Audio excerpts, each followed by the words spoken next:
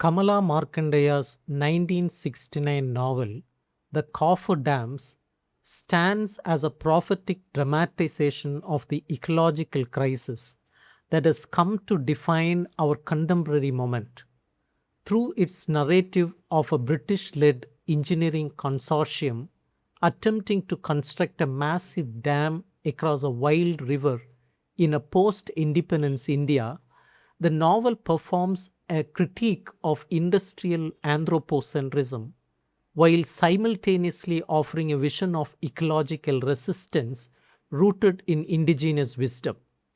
To fully appreciate the novel's eco-critical dimensions, we must first understand the fundamental structure of our planetary systems. The ecosphere, which is the biological component of the planet, consists of the atmosphere, lithosphere, and hydrosphere. This tripartite ecological matrix, the air we breathe, the solid earth we inhabit, and the water systems that sustain life, functions as an integrated living network characterized by delicate feedback loops that have historically maintained planetary equilibrium.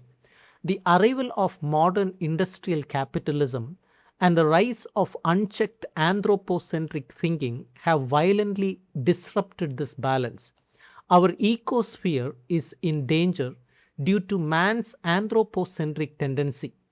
Man's claims to be a superior race and his interference in nature's affairs with scientific and technological advancement are posing a threat to a healthy environment.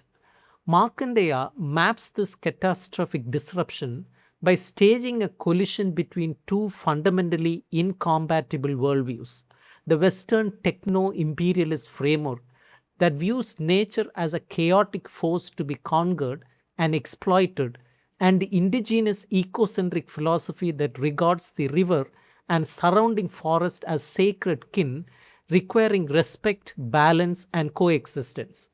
Through this dramatic confrontation, the novel exposes how industrial evolution, automobiles, nuclear weapons, use of pesticides, deforestation, and indifferent attitude to surroundings are contaminating air, water, and land.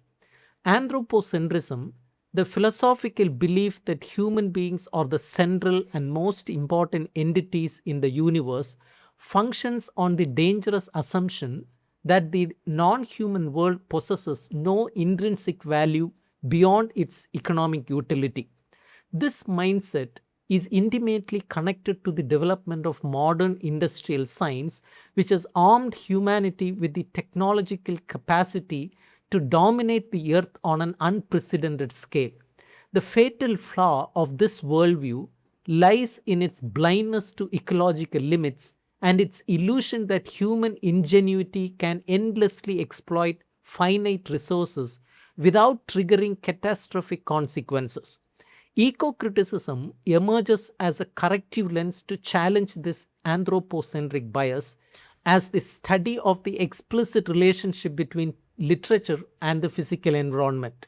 William Rookett argues for applying ecological principles to literary reading, suggesting that narratives possess unique literary energy capable of fostering ecological consciousness. When we apply this framework to the Coffer dams, we recognize that Markandaya is executing a rigorous environmental critique that demonstrates how environmental degradation is never an external event but constitutes a profound moral and spiritual collapse. The atmospheric degradation in the novel begins the moment the British engineers arrive with their heavy transport vehicles, bulldozers, and mechanical cranes. The pristine mountain air of the jungle is immediately choked by dense plumes of diesel exhaust and carbon emissions, but Markandaya expands the definition of atmospheric pollution to include acoustic violence. The natural jungle, which previously functioned under its own acoustic rhythms of bird song and rustling leaves, is violently invaded by the unrelenting roar of combustion engines and the blast of dynamite shattering the hillsides. Birds flee their nesting grounds, and the local tribal community finds its quiet, reflective way of life shattered by relentless mechanical din. The air becomes adulterous, corrupted by the continuous sensory insults of industrial production. The lithosphere, the solid crust of the earth, is treated by the corporate executives as a completely dead canvas waiting to be carved up. Thousands of acres of ancient, deep rooted forest are ruthlessly cleared to construct workers' colonies, access roads, and foundations for the dam. Markandaya portrays this deforestation with visceral intensity, showing how trees are violently uprooted by bulldozers that tear through the delicate topsoil, triggering immediate feedback loops as steep hillsides lose their structural integrity and become vulnerable to severe soil erosion. The primary focus of the anthropocentric mission is the total subjugation of the river through the construction of coffer dams. For the corporate mastermind Clinton, the river is simply a wild asset that must be brought under absolute human control. The act of damming causes profound disruption in the region's aquatic ecology, as forcing a dynamic flowing current into artificial concrete channels causes massive silting and alters natural temperature and chemical balances. The groundwater table dwindles in certain peripheral areas while other areas suffer from sudden forced flooding.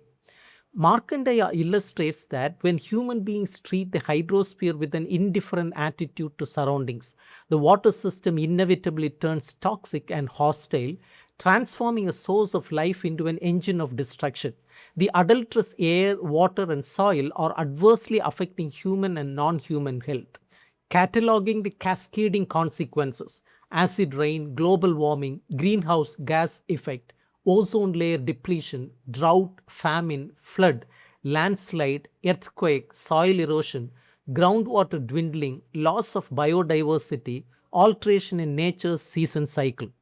At the center of the novel lies a profound philosophical conflict embodied through the volatile relationship between a chief engineer Clinton and the local tribal community led by Elder Bayard.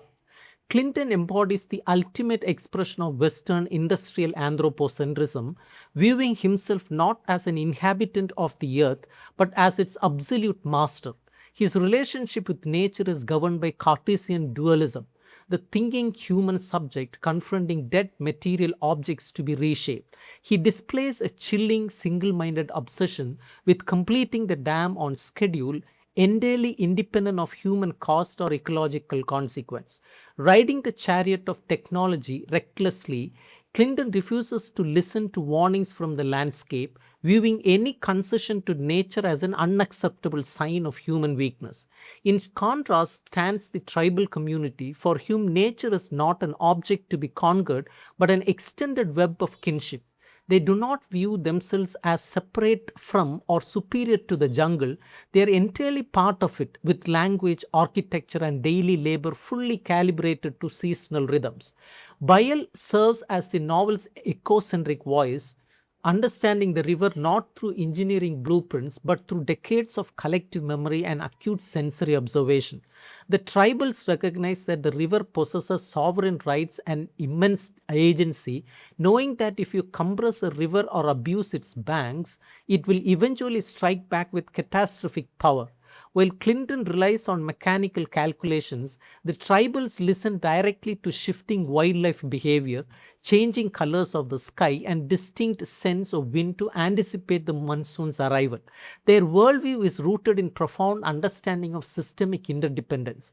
What you do to the web of life, you ultimately do to yourself. Between these clashing worldviews stands Helen, Clinton's wife, who undergoes a profound transformation from inherited imperialist conditioning to ecocentric consciousness. She ventures directly into the jungle and tribal villages, refusing to view indigenous people through colonial lenses as primitive or backward. Her growing alienation from her husband mirrors her growing disgust with destructive technologies, and her defense of proper tribal burials for laborers killed in industrial accidents demonstrates that exploitation of nature and exploitation of marginalized humans spring from the same source. The climax of the novel provides one of the powerful illustrations of non-human agency in post-colonial literature. as Markandaya transforms the river and monsoon into active sovereign characters that assert dominance over human pride. As construction nears completion, the seasonal monsoon arrives with sudden, unprecedented fury, unleashing a prolonged, relentless assault on the landscape where atmosphere, lithosphere, and hydrosphere combine into a singular force of resistance. The consequences of Clinton's reckless deforestation manifest with deadly force as stripped hillsides dissolve into massive torrents of mud, landslides roaring down valleys to smash equipment and threaten the construction camp. Meanwhile, the river rises with terrifying speed, the Coffer Dam strained to breaking point as the river becomes a roaring beast, refusing containment by human concrete. Faced with raw fury, Clinton's sophisticated blueprints and mechanical power are revealed as utterly helpless. The machinery that once seemed dominant now sits downed and broken. The novel's climax forces a total reckoning as rising waters threaten to flood native villages downstream, risking thousands of lives to protect the structural integrity of the British dam. Clinton faces an agonizing choice: maintain stubborn pride and allow people to drown, or yield to the river and destroy part of his precious structure. Through this thrilling crisis, Markandaya delivers a brilliant eco-critical message. Nature will never be permanently enslaved by human technology. When humanity treats the earth with contempt, the environment will inevitably reassert its absolute sovereignty, exposing complex systems as fragile illusions. The characters who survive with dignity intact are those who learn to adapt to the river's terms rather than demanding that the river adapt to theirs.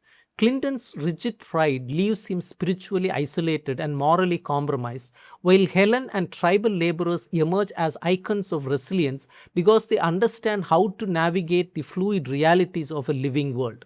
The novel does not end with celebratory triumph of engineering, but with a quiet, sobering meditation on human limitation and systemic interdependence. Markandeya refuses and refutes the mechanization at the cost of human health and welfare. The pursuit of technological power is hollow victory if it leaves behind poisoned atmosphere, scared lithosphere, choked hydrosphere, and broken human community. The ultimate solution lies in moving beyond extractive capitalist models that treat Earth as dead business asset, transitioning toward relational ontology that views planet as living home and designing technologies with humility that integrate into existing rhythms of ecosphere rather than violently crushing them. She conveys the message that ecological harmony cannot be maintained by riding the chariot of technology recklessly, but can be maintained by having a sense of gratitude and respect towards nature.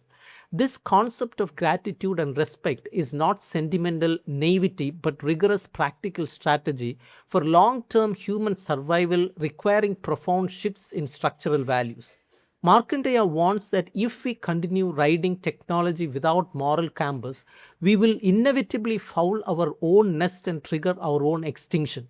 True progress lies in capacity to step down from arrogant self-appointed thrones, listen to wisdom of earth and build civilization rooted in mutual respect with non-human world. For our contemporary climate crisis, the novel serves as urgent historical and literary case study demonstrating that ecological harmony requires abandoning anthropocentric arrogance and reclaiming deep gratitude toward the planetary systems that sustain all life.